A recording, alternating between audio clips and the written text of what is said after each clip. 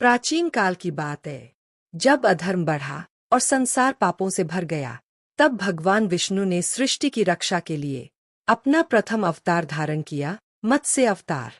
एक धर्मनिष्ठ राजा थे, सत्यव्रत।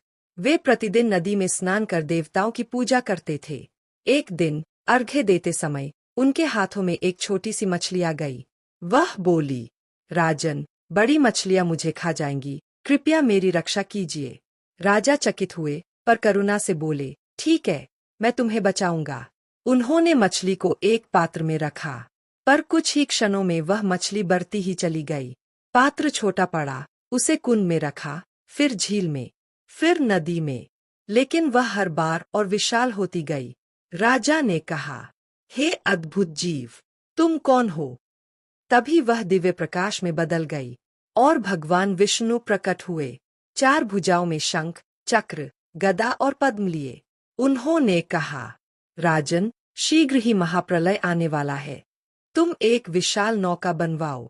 जब चारों ओर जल ही जल होगा, मैं मत्स्य रूप में आऊंगा और तुम्हारी नौका को मार्ग दिखाऊंगा। समय बीता और प्रलय आ गया। पर्वत, वृक्ष, पृथ्वी सब जल में समा गए। राजा सत्यव्रत ने सप्तऋषियों और जीवों के बीजों को नौका में रखा। तभी समुद्र में एक विराट मछली प्रकट हुई। वह स्वयं भगवान विष्णु थे। राजा ने नौका को उनके सींग से बांध दिया और भगवान मत्स्य उन्हें जलराशि के पार ले गए। प्रलय के बीच भगवान ने उन्हें ज्ञान दिया, राजन, हर अंत एक नई शुरुआत है। जब धर्म नष्ट होता है, मैं स्वयं उसकी रक्षा के लिए आता हूँ।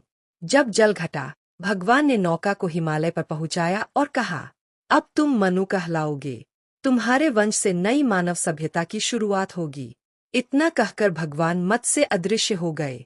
भगवान विष्णु का मत्स्य अवतार हमें सिखाता है, जब जीवन में प्रलय आए, तो श्रद्धा की नौका में बैठकर बस प्रभु पर विश्वास रखो, क्योंकि वही है जो हर संकट से पार लगाते हैं।